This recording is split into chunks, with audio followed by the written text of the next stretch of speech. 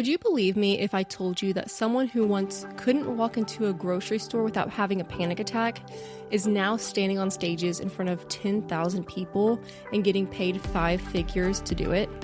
Well, that's exactly what today's guest did.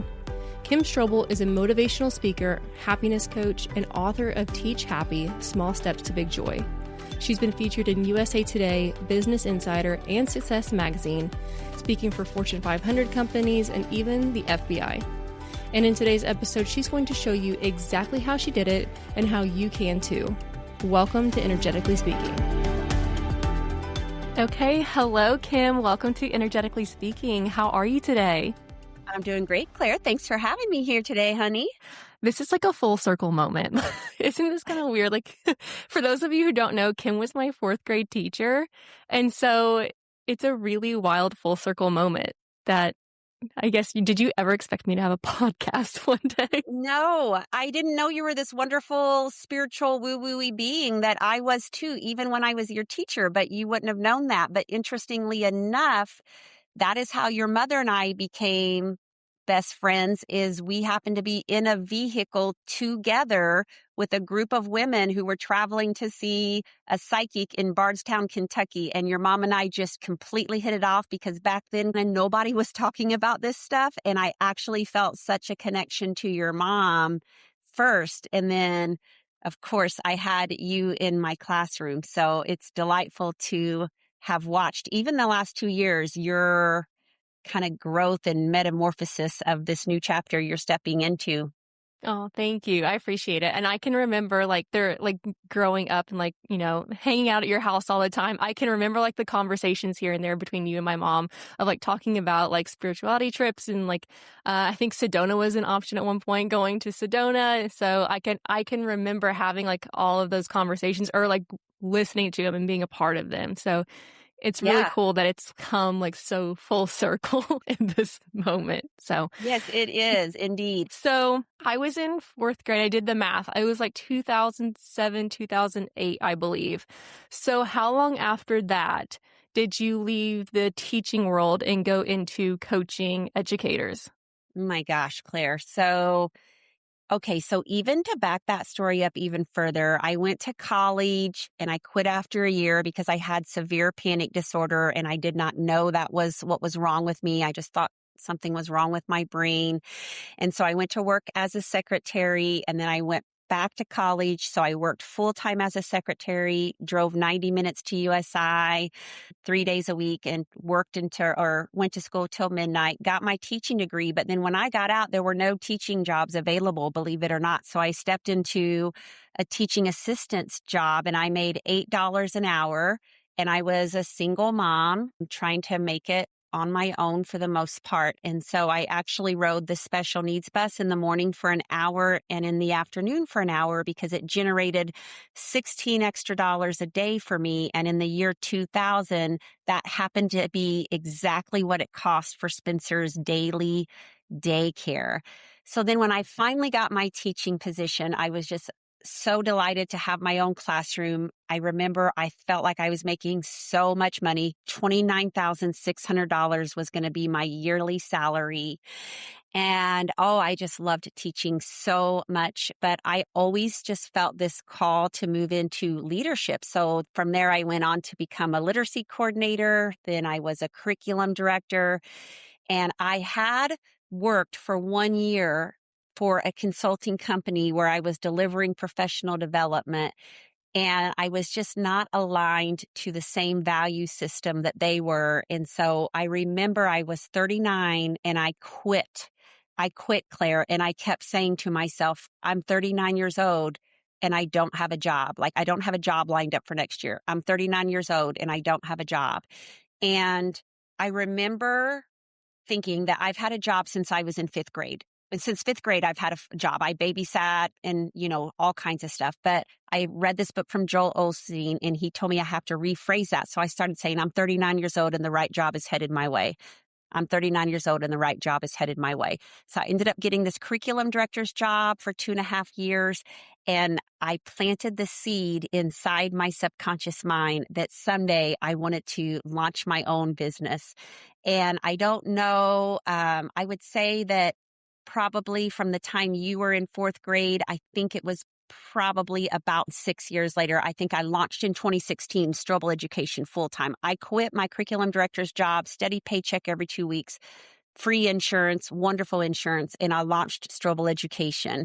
And there's just the whole story to how that came to be. So much I can say just about that topic. Wow. So, how are you even able to tell yourself that you were able to take that leap of faith and quit your very structured, very predictable job to go all in on yourself and on Strobel Education? Even now, Claire, I look back and so many people say, like, how did you start your own business and how did you create this very successful, now you're a motivational speaker and you step on these stages all across the country. And I will tell you that my answer now to that question is I utilized the law of attraction. I learned how to become a manifester and a co-creator with God. And that is how the majority of how I launched my business, which is not what most people expect, like a business plan, like you created a business plan. For me, I just have always had this tiny whisper in the back of my brain of how wonderful it would be. But I never at that young stage thought I could do anything like that. But from the year 2013 to 2016, I'm an avid runner, Claire. I was running 40 miles a week. And I will tell you, on every single run I took for 2.5 years, I built my business visually in my brain. I saw the people in the crowd. I saw myself on the stage. I saw myself having the words that they needed to hear to be uplifted. I saw myself loving them. I saw them loving me. I created a vision board. I had been doing vision boards for several years, but I literally created a vision board that had pictures of me on giant stages and I had never stepped onto a giant stage. I printed out fake registrations. I printed out fake paychecks that had the numbers on them that said, this is what I want to earn. And so I feel like because I saw and felt the emotion of the business in my brain on every run for 2.5 years, then I started I guess I started to believe in my ability to do it more because I was running those tapes in my head. So the next thing you knew, I bought strobeleducation.com as the domain. And then I bought kimstrobel.com because I knew I wanted to do stuff outside of education. And I just started doing these like little right actions, and I think all of that energy that I was putting out there was just, it's like, Gabby Bernstein talks about this, like the universe has your back. And I feel like it really saw that, like, I believed in myself and I had so much courage and so much faith. And I had a wonderful therapist and life coach, Charlie Martin, who helped me believe in myself too. But it was a very risky thing, it felt like, to do at the time. And I thought that I might be risking my family's financial future. Yeah.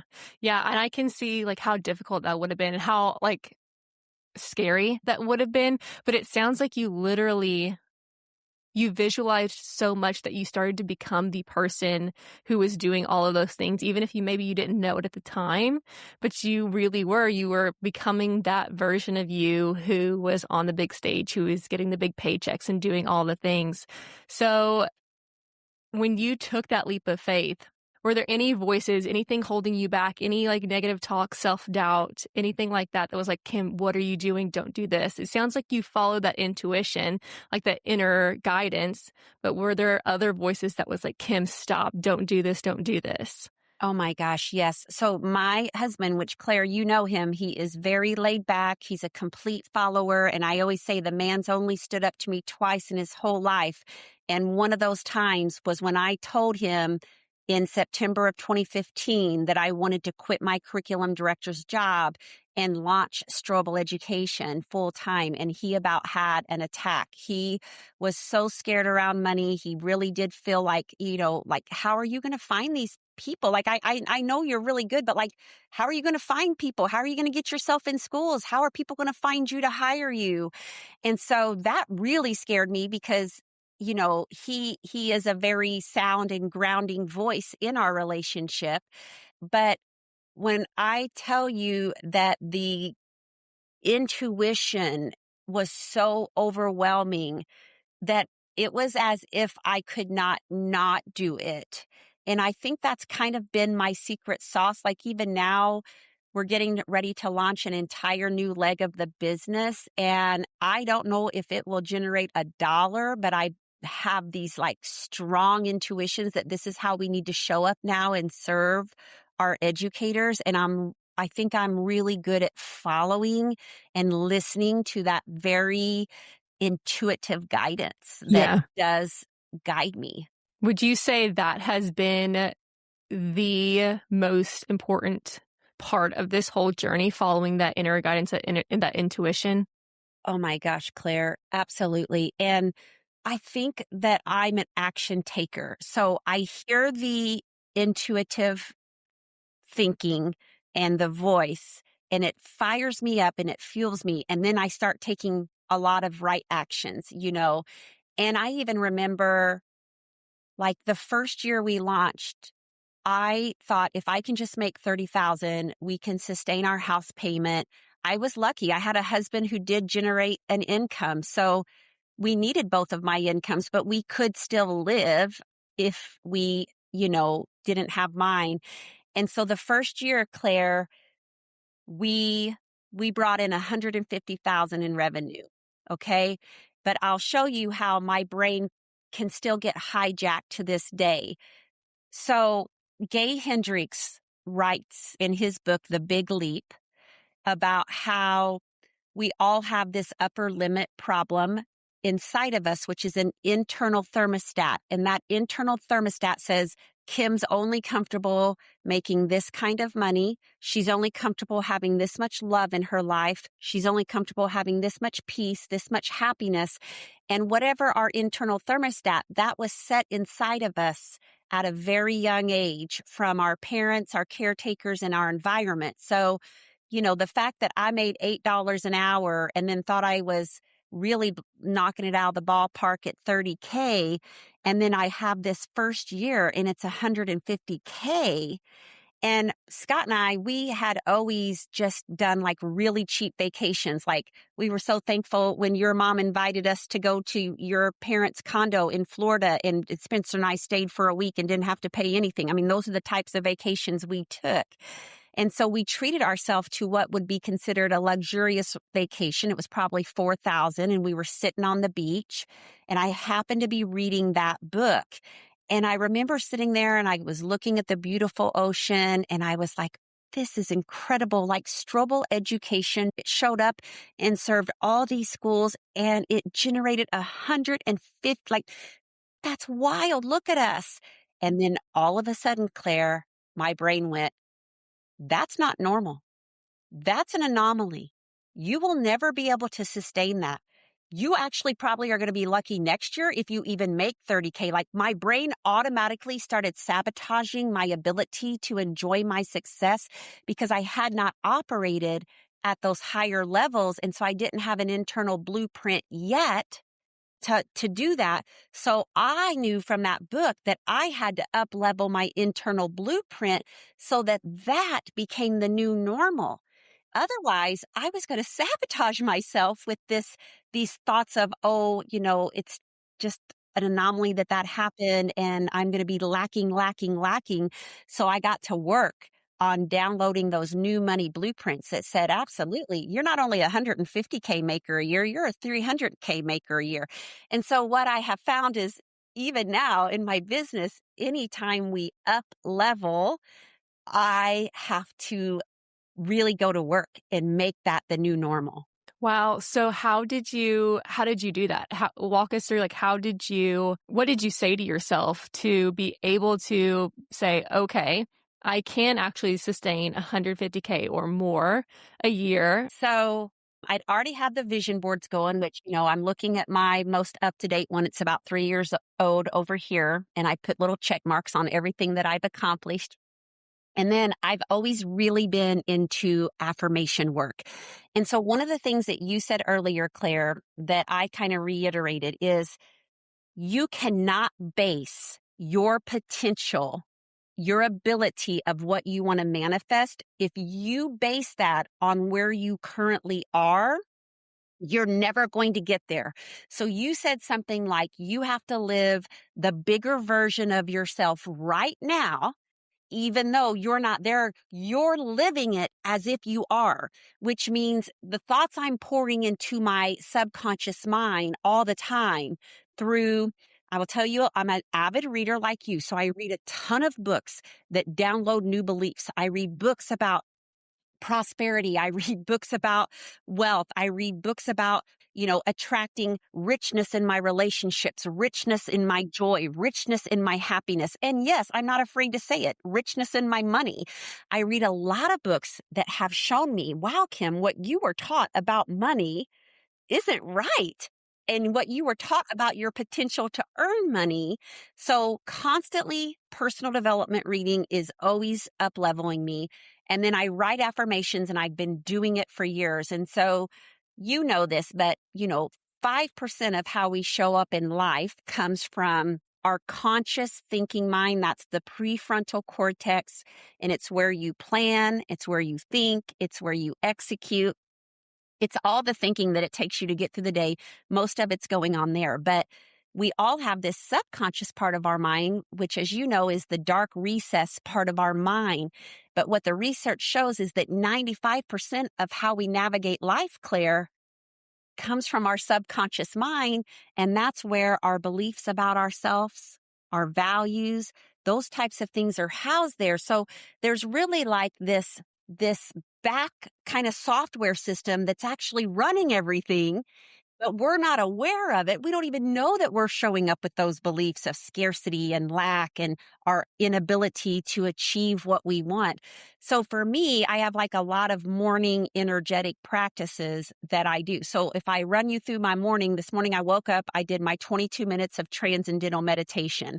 I end that by saying some Catholic prayers that I grew up with. And then I repeat to myself 5 times, money circulates freely and abundantly through me, and there's always a divine surplus.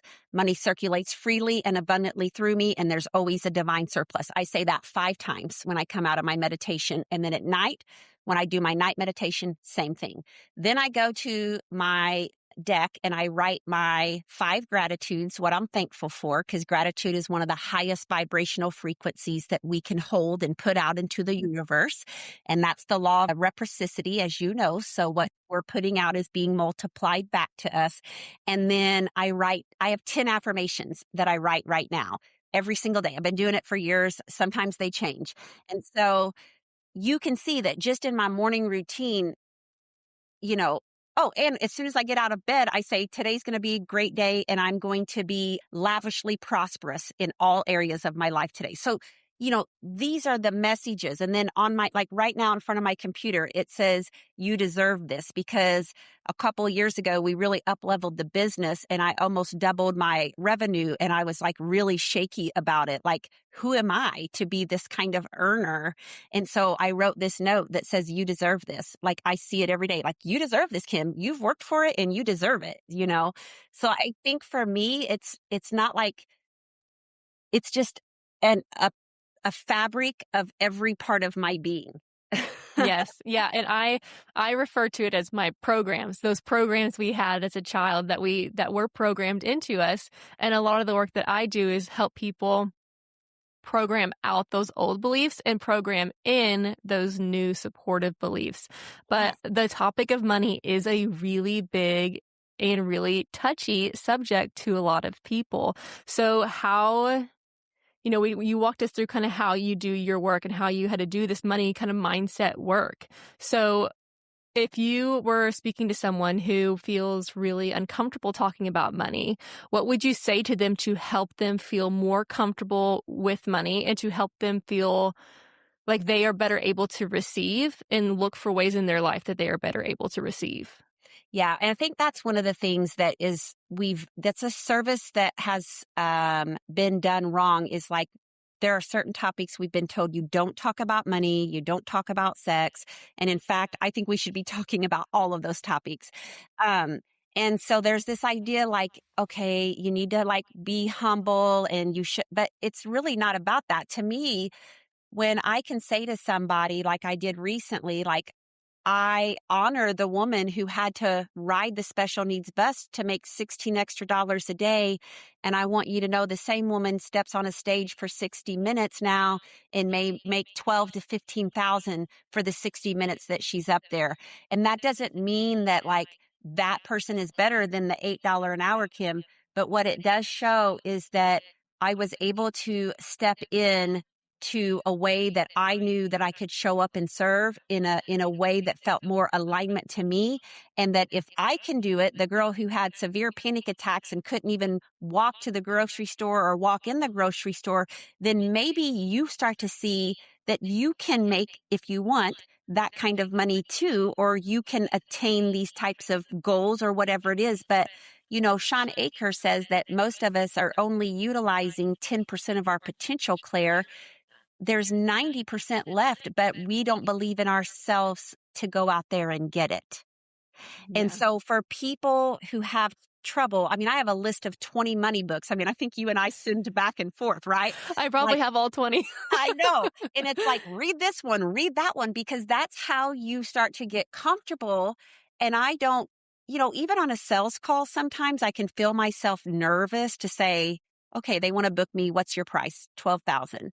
And I'm like, I get a little nervous a little bit, but I've even learned to just hold that. Like, my gosh, Claire, if you take 25 years worth of courses I've taken, books I've read, I am worth every bit of that. This is an expensive brain. And so I think a lot of that is not seeing it in a boastful way or in a like she's bragging way, more of like, can you just own the light that you hold? And also, can you talk a little bit about that so that it creates a pathway for others to realize they can step into that too? Yeah. And I took a course actually through, it's the Yes Supply method, which is where I learned about mindset coaching and all of the programming, subconscious programming.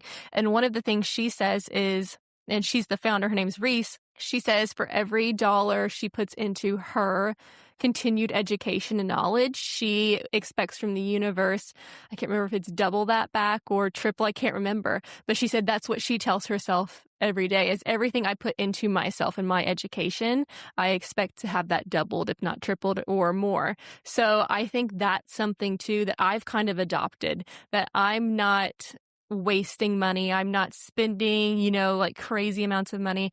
I am pouring into myself. And then therefore I can give to others in a way that I wish I would have had when I was first starting. And that does come with an expense or an investment, but it's because we are pouring into ourselves a priceless amount of money. So then you can therefore go and share that with others and help others better their lives too. Exactly. And I think that, Claire, you're I've watched I would say in the last 2 years, I feel like you have recreated your life. And I think it's when you started to own that you do have this special gift about you that you were afraid for a long time to acknowledge or talk about.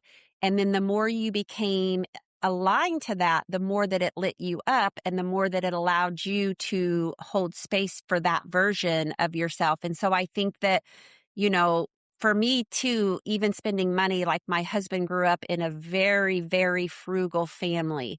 And so a lot of money mindsets have had to be busted there. And so like one of the things that we're doing right now is we're building a big garage. And he also bought a tri-tune this week, Claire. And so he's like, wow, we're spending a lot of money this week. And I'm like, honey, we are putting money, like that's paying people. It's putting money back into the economy. It's putting it into the universe. It's circulating. And we want to send that money, not with like, oh, we have it. It's there. It's been set aside for this. And now we're going to spend it joyously. And we're going to know that it also benefits other people. So just kind of seeing that, yeah, that really, I think, Claire, the biggest investment one can ever make is in themselves. And this is the other thing I was going to say about you. I've watched you do that really hard inside work. And I will tell people all day long, I've had to work so hard, and to this day, I still do work hard on the inside of myself because that's what's always going to be reciprocated outwardly. And so if I don't have this in alignment, then I can't expect the reality that I want. And so I've watched you continue to do that. And I think that's really helped your efforts now to know, okay, damn, this stuff works. It's worked on me. I've seen how I can change my life. And now I want to show other people the pathway of how they can do that. And I think that's where your special, what you offer is very unique and special, is that you've lived it. I mean, you and I even had a conversation like 6 months ago where you were going through a really hard time. And you even said, I think the universe is having me endure this hardship so that, again, I have the evidence of how I've been able to build myself back out of it. Right? Yes. Yeah. Yeah. It's been a very interesting journey. I did it in the beginning. I didn't recognize how much work I would have to put in on myself and continue to put in on myself. But the one thing I noticed was the more I did, the stronger that intuition that we were talking about earlier kept coming through, and it had a louder voice, almost in a louder voice. And so I just simply kept following that nudge wherever it would lead me. And it helped me in so many ways. I've done so many incredible things that I never thought I would do. I took public speaking, like the class in high school, like everyone else. And I've shared this story before, but I worked really hard on a speech in that class. I was very, very proud of it. It was, for those of you who don't know who's listening, I used to breed Labradors. And my speech was over the different colors of labs and everything about labs. And I was so proud of it. I was so proud. I worked so hard. And I gave my speech, and I was a little nervous. My voice was a little shaky. And I don't remember if it was that class or after that, but I got my grade back, and she gave me a C minus. And I could not understand for the life of me. I had put so much work into it. I was so proud of the work that I did. And I didn't understand why I got that grade. Why was I graded on something that I was so proud of? And I think instances like those accumulate over time, and they start wearing you down and pushing you down and making you believe you can't do it. Because one of the things I wanted to mention that you had said earlier, that you used to visualize yourself on stages or talking to people, and that's something I do, and I could never understand why. I see myself on stages talking to people, talking to large groups of people, and I always go back to that instance where I got a C minus in that speech class. And it almost created this like disconnect, but I realize now, looking back, that C minus had nothing to do with me. Why she gave me a C minus, I'll never know. It, her choice. I don't know why she did it, but it doesn't diminish the work that I did and how proud I was of that speech. Even if I delivered it with a shaky voice, or I was nervous, or I talked too fast, which is something I naturally do, it didn't diminish my passion, my purpose. It didn't diminish me. Yeah. And I will say, Claire, so I always joke that in my high school speech class as a sophomore, out of 27 students, I was either the second to the worst or the worst, because I also had panic attacks and did not know it. So there is nobody in the 1990 high school speech class at Tell City High School that would say, oh, wow, that girl is such an amazing speaker that she's going to stand on a stage with 10,000 people. Nobody would believe that, right? And so I think the thing that we sometimes do, which is natural, is we do have this what we think is evidence, right? Like, I failed at that didn't work out.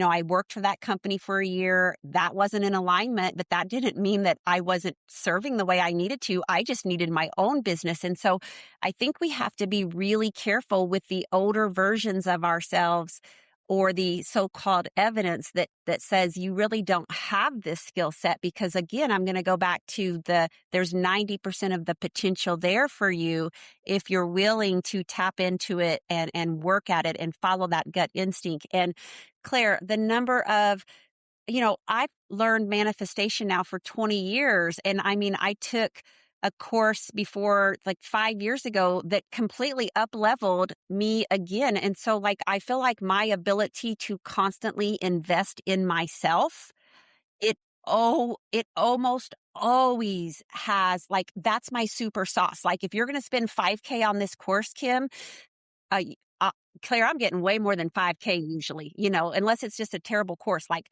the work I'm doing is like up leveling me. And so I feel like I've always been somebody who is not afraid to invest in myself Yeah. because Yeah. we can't figure this shit out on our own. No. And that's honestly, I would have to agree that is probably, that was my answer. That was the answer I needed, because we all have the answer within us. Like that is like something like we have the answers within us.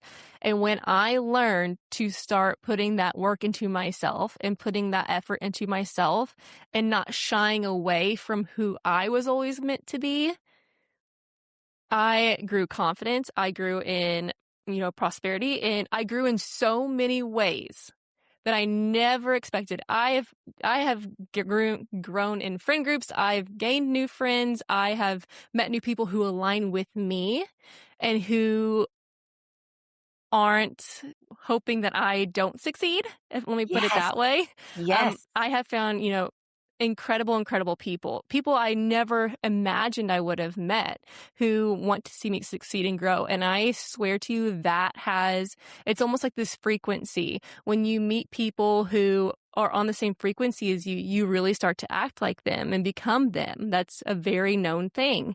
And I recognize when I started growing and when I started meeting people who were also growing, I started growing even faster. I started going even further. And that, believing in myself, putting the work in myself, it almost like opened this door for me to meet new people and to have new opportunities.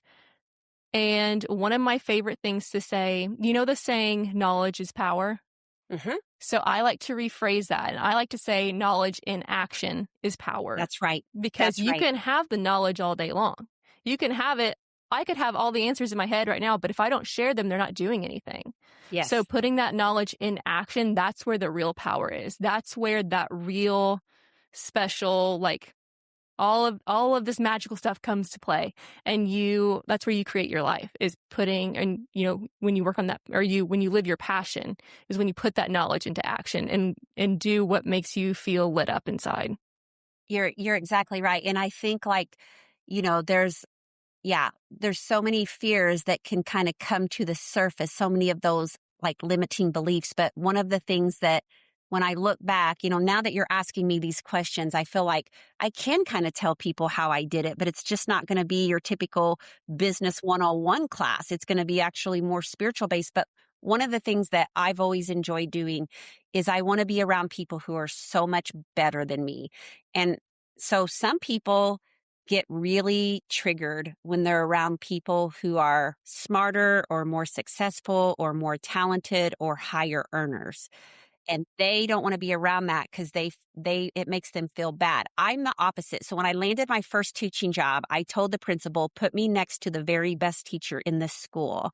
And so when I got into this work and I started to be in courses with other people who at the time were like $1 million plus earners, I think that you're the average of the 5 people that you spend the most time with. So when I'm around people who are so much more successful than I am and they're knocking it out of the ballpark, I'm not nice. Now, sometimes, Claire, I do feel a little. There have been times like I caught myself in the last year where I got really triggered by Mel Robbins. And I was just like, why has Mel been able to figure it out? Like, I'm so much further behind Mel. And I kind of was like, even her voice is getting on my nerves. And I was like, I could tell I was just really triggered that like Mel was having all the success that I wanted. And I'm not normally threatened. I'm usually motivated, but I kind of went down that track. And then I thought, oh my gosh, Kim, okay, you can be where you were, but why don't you use Mel to motivate you? Like, how can you now go back and what can you do different? So I then changed it to how can I be motivated by what that person is doing? And so when I put myself in these masterminds, I get around people who are doing so much more than me, and I feel excited about what is possible for me. And then all those people are downloading blueprints, new blueprints in us, Claire, new software systems, right? Because you're kind of like, if they can do it, well, I think I can do it too. Yep. Yep. And you're gaining a new perspective while you're doing it. You're seeing what they can do. You're seeing what's possible for you instead of staying in this space of, I can't do it. I don't know anyone who has done the thing I want to do. So therefore I can't do it. If you just reframe it just a little bit, just tweak that phrase just a little bit, it can open whole new perspectives for you. Yeah, it's interesting, Claire, because I was telling Scott that our son Spencer has grown up with a totally different money mindset. So when we were young, we, didn't have a lot of money. We lived paycheck to paycheck. I bought his clothes at yard sales when he was little, and I have no shame in that. Like, it was fun to go to those. But when my business started to take off, we did start to live a very different life when it came to money. And so he was kind of young yet when that happened. And so he's had, 10 to 12 years where he just thinks the sky's the limit. Like, he has such a blueprint of success in him that he's like, he absolutely believes he will be $1 million earner by the time he's 30. He absolutely believes he's going to achieve and like, he has almost no inhibitions about his ability to do this. And I told Scott, it's interesting to see because he was raised in an environment, like I taught him about the law of attraction when he was in second grade. So he's heard all of that talk, even though we might have been living paycheck to paycheck. He saw a mother who was constantly putting images on a vision board, who was constantly talking about the words that we use and what we attract. And so it's kind of neat to see that his downloadable blueprint and where he is starting from. I'm sure he still has work to do, but he's a lot further ahead than like my husband and I were at that age. Yeah. And it's, and that was programmed into his subconscious when he was little. And so he in a sense does have a head start or a better understanding, let me put it that way, of money and how it works. And it can only benefit him going forward.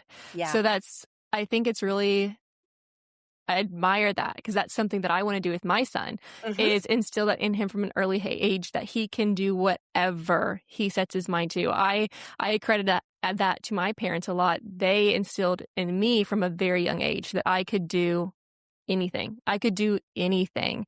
And I think I take that and it almost doesn't matter to me what obstacles are standing in the way sometimes. I'm like, I will break through these obstacles. I have to because I know there's something on the other side for me. I know there is. I believe it so wholeheartedly that I know there is something better on the other side or more expansive, more abundant, I guess. Let me put it that way. Yeah. So, and honestly, I'll just be honest, your mom and your Aunt Laura, they did come from a different financial background, so to speak, than what I came from. And I have so much respect for my parents, but, they didn't have this very, successful business. And so I found it interesting that when I started to hang out with your mom and Laura, who did have different ways of living, I believe that affected me. And like even last week, I called your mom because your mom's very business savvy and she does know a lot about how to build and grow. And so I still reach out to her because she grew up with that like entrepreneurial spirit and what to do. And so like she's kind of an example of that, and I'll still play ideas, but other than I love the friendship that I have with your mom, I also see that she has helped me elevate, like it. And by the way, she's one of my biggest, like when I can actually call your mom and I can say, friend, I can't believe this, but this is what I get paid, now. And she is 100% the most happiest, like, Strobel, gosh darn, I knew you could do it, you know? Like, how many people do you have like that in your life that could see that you're not just boasting, that you're just super grateful because you came from really hard times at one time? Yeah. Yeah, and I do say in more ways than one, I was very fortunate growing up. I was fortunate in a lot of ways, financially, but I was able to, even more so than that, I was able to see both of my parents, and both parents have different backgrounds in growing up around money, and how both worked so hard and grew the way they did. That business mindset really has run deep in my family. Even for that, like, I'm so fortunate. So it's been really interesting to see how different parts of my life have really played into, like, parts I didn't even really expect would play into it, but how these different parts of me that I learned over the years, that I just learned by modeling or by watching and observing. So one thing I did want to ask is, how were you able to continue on in those early stages, if there were any times that you struggled with visibility on social media? Like, how did you find the people to come and to pay you to give speeches, to talk to their educators? How did you find the people? How did they find you? And did you struggle with that visibility? Well, first of all, 2020 hit and I had, I don't know, like a lot of gigs booked, and then all but four were wiped out. So I was like, oh my gosh, how am I going to survive? I have, like we're not in schools. We're not doing keynotes. We're not doing professional development. And believe it or not, Claire, so my income is greatly lowered. And guess what I did? Spent $2,000 on a course, a money mindset course, because I thought, this is when you need the mindset work right now. So I went through a money mindset course. I worked a lot on forgiveness in that course, which I didn't realize that the bitterness and resentment that I'd been holding on to from some people in my life was actually causing me to not be able to achieve what I wanted to manifest. And so, interestingly enough, then that next year is when I doubled my revenue because I had gone through that course. And so, going back to your question, one of the things that I am uninhibited in is I am going to show up on social media as the biggest damn version of myself. And I'm going to promote the heck. I'm going to show everybody every stage I'm on. I'm going to show them what the back end stuff is. And I always tell people that you need to always hold and portray and embody a bigger version of yourself on social media than maybe, like, I'm not saying you make stuff up, but like, I'm saying, who knows if a video I posted is something from 6 months ago, or she was just on a stage yesterday. I'm showing people all the time. This is what I'm doing. This is what I'm out there achieving. This is how I'm out there serving. This is what I'm doing to help people. And I am unafraid to do that. But I have learned that many people are super scared to put themselves out on social media. So then I would say, once again, you cannot have this goal of how you want to be and not hold the vibration of that. So if your fears are trumping you, then you simply need to understand you probably won't be able to attract what you want unless you can overcome that fear. Yeah, yeah, that's so true. So, final question. Say you have lived a long, happy life. Many, many years go by. You have lived a beautiful, beautiful life. And on the last day, someone brings you a book and asks you to write down the three most important things that you have learned to give to future generations. What are three things that you would share with others that you have learned along the way to believe in yourself, to take the risk on yourself? What would you say? I think the first one would be to learn to love yourself. I actually think that self-love is the root of all of our problems, and we don't realize it, but we are afraid to pour into ourselves. We feel guilty about spending money on ourselves, investing in ourselves, giving ourselves the time and the space we need to replenish ourselves. And so I think that the biggest gift that you can give someone is the day that they've learned how to really love themselves, regardless of any of their failings or misgivings. The second thing I think would be And by the way, I think that like love and relationships, there's no greater wealth out there than having people in your life. I mean, the relationships that you have in your life with the people that you love, there's no better richness than that out there. The second thing I would say is chase after your dream. If you feel it, go for it and know that you are very capable of probably achieving it. And I always tell people dream way, way, way bigger. Some people say like, well, I don't want to be disappointed if I don't reach that goal. I'm the opposite, Claire. I'm like, the goal is so damn big that even if I fail, I'm still going to be so freaking delighted because I'm going to be so much further than what I thought. And then I think the third thing would just be understanding that you are a co-creator of your life and you are 100% responsible for your life. Like bad things happen. I've had a lot of crappy things that I think are unfair or whatever. But at the end of the day, there's one person and one person only, along with God, that creates my life. And when I'm in partnership with God on that, and I know what my responsibility is, then I feel like then I'm taking complete ownership and I'm not slipping into victim mentality. Wow.